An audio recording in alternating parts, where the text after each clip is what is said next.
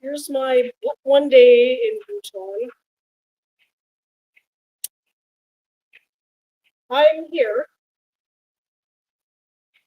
It's chilling, and indeed, the vibe is different on this side of the river. Countries calmer, sparser, but there's definitely a continuity between Jaiwan and Phuentsholing, India and Bhutan.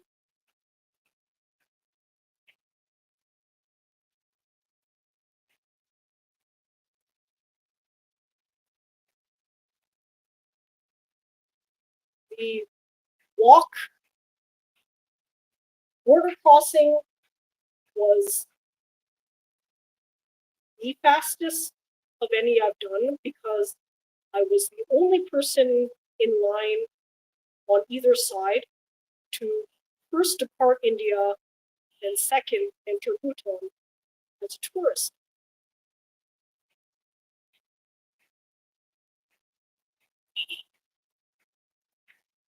I'm availing the free one night in border towns of Bhutan, Phuentsholing for non-Indian foreigners. By free, I mean that Bhutan usually levies a hefty sustainable development fee, currently at 100 US per night. That's because they want, in theory, quality over quantity. If you consider money as quality, that's actually down from previous high of a couple hundred because tourism post COVID has really suffered worldwide. Honestly.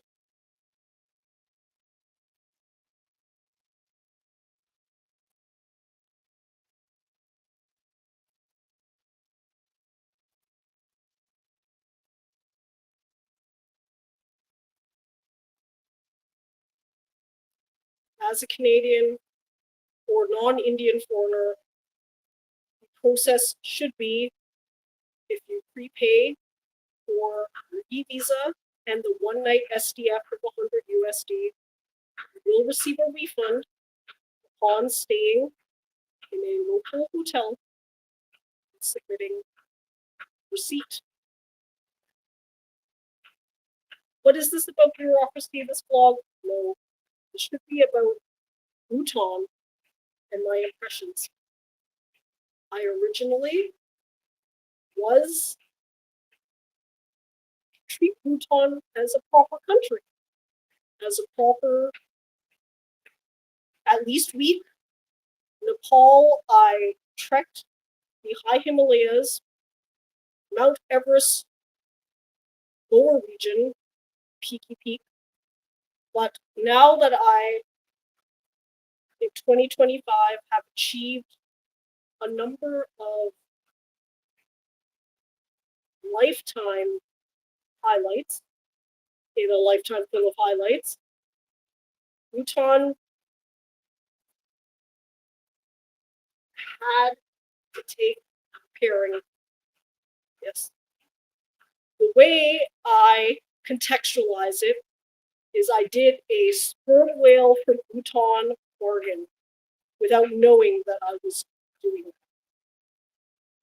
In the start, April, I had conceptualized swimming with whales in Sri Lanka. Sri Lanka has a reputation online being a country that you can swim with. The largest animal to ever exist in the fossil record, the blue whale. But this reputation has no justification. On landing in Trincomalee and interfacing with the local operators who provide any of these so-called whale swimming excursions, There are no legitimate blue whale swimming opportunities in Sri Lanka anymore. Maybe there once were. San Diego once had this distinction, but animal patterns changed due to a number of factors, and whales are no longer reliable in Sri Lanka. Because I invested so much time into that excursion, I felt quite genuinely discouraged for the first time in my adventuring career, because it's the first time that the intel's been so wrong. What do I mean by that? Obviously, as an adventurer, wildlife, and extreme sports enthusiast, maybe when I vlog, maybe when I film, I have a tendency of filming highlights, like any other human might. I also try to temper that with vlogs like this, where, because I have access to free Wi-Fi, usually in accommodations and other places that I'm less involved in activity, I can really express myself as I feel, and I'm feeling like expressing myself now.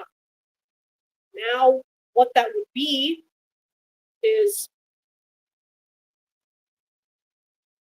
for the first time, my research was wrong, completely wrong, and I did everything that I've always been doing that's yielded my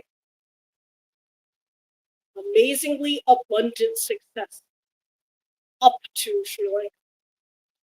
I have experienced and interacted with wild animals on all continents, in all environments, Africa to Antarctica, snow to sand, penguins to lions, and a lot of why I've been successful is actually backed by my research. This is where being an electrical engineer by undergraduate training and designated accountant come amateur lawyer has helped me. I use my research analytical skills to predict, model what program, what actions I need to take in order to successfully experience and interact with wild animals in their natural habitats. After being so wrong in blue whales, despite having contacted people on the ground before landing and having the assurance that blue whales are indeed a thing, I took actually a step back from levering so much on it. And this is a constant tension with wildlife, adventure, everything. You have to have the right amount of focused determination and letting go. It's a constant push and pull, because the reality is many factors are out of your control, including wild animal behavior, humans being also a wild animal. So actually, from Sri Lanka to Maldives to India to Ethiopia to Comoros to Madagascar then to Mauritius, I had more levity in my approach, as in someone I respect the most in life commented that I'm starting to sound like a version of an out of touch celebrity. As in, I've had so many peak experiences that maybe someone would hope to have in one lifetime. I've had them literally every couple days, every couple weeks, to the point where something that should be spectacular sometimes loses its potent impact. For example, the number of sharks I encountered in Sri Lanka should have made up for the fact that perhaps I completely whiffed it, fucked up on the blue whales. But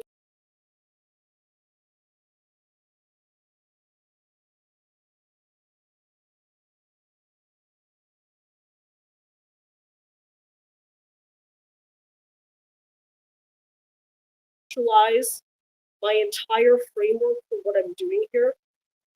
And by the time I reached Mauritius, which is where I lucked in with the sperm whale encounter, I had actually detached completely. I treated that excursion fairly differently than I had previously.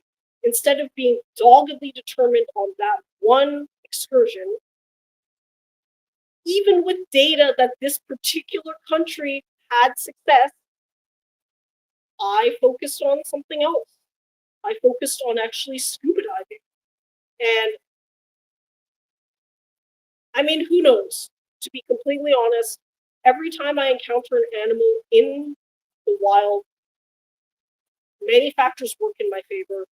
The most recent has been a tiger sighting in Pench, which was right before this. And I'm still coming off that high.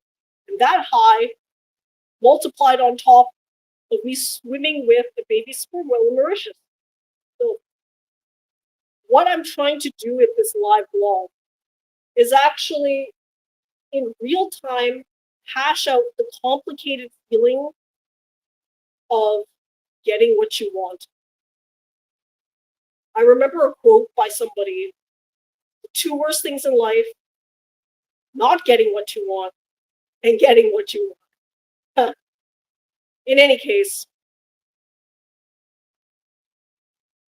yeah, I'm still in this state of working through many complicated emotions because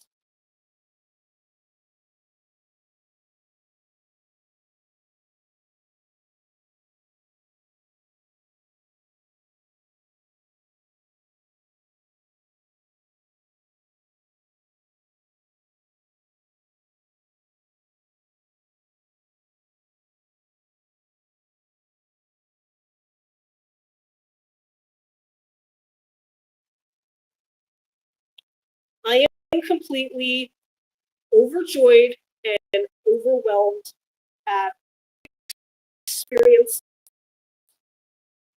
every single time and get disjointed and disconnected. And I have had to now slow travel to essentially absorb my senses at the same bit rate as the experiences should have. Am I even doing a good job? I have no.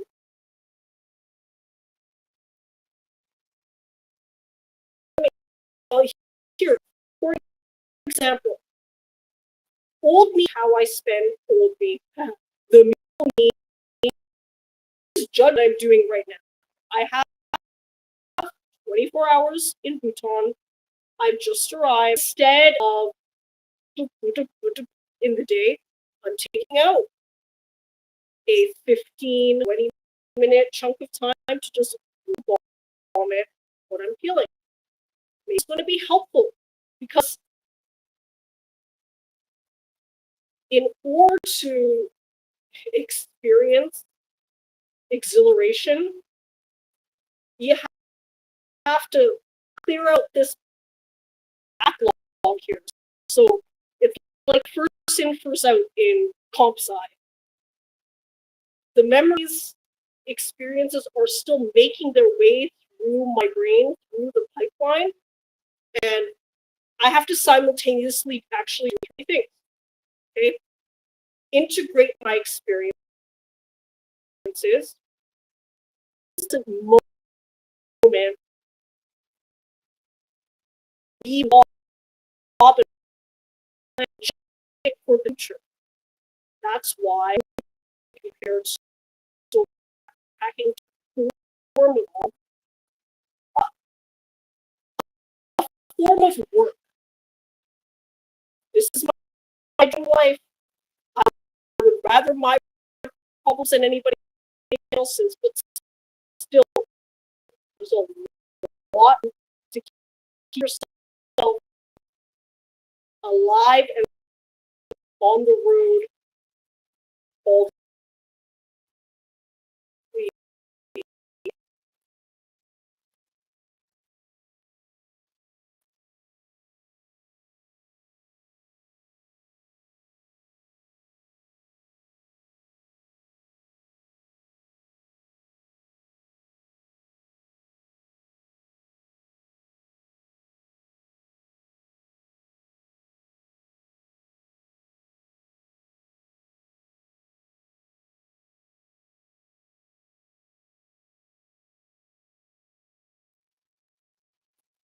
There.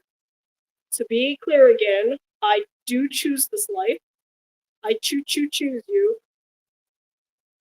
but I can be honest and open about some of the negativities of this life.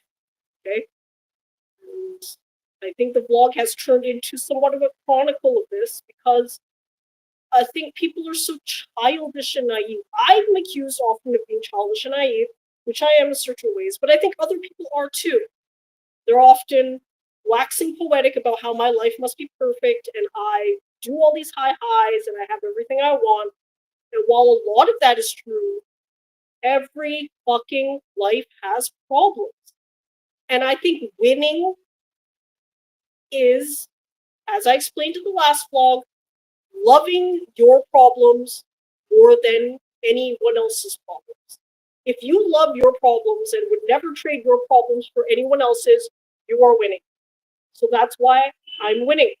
As I explained, Elon Musk often complains about how no one would want to be him. Okay? I'm the opposite. I'm arrogant. I think many people would want to be me. I want to be no one else. I actually love the life I live and the problems that I have. So that's the face of winning. But this is sometimes what winning looks like. Okay? There are no magical fairy dusts and unicorns in the land of Bhutan. Happiness they rate as a GDP. They have the gross happiness index. And for the Bhutanese that I've met so far, they are extremely smiley. Does that mean that they're happy? I have no clue. I've yet to really delve into it, but the person that I met in India, Bhutan, born, raised, educated, had an extremely aligned outlook with me. Actually, fairly stoic, if anything. Life is suffering. We all know this. Buddhist, in a sense. Okay, now I'm getting on with my day.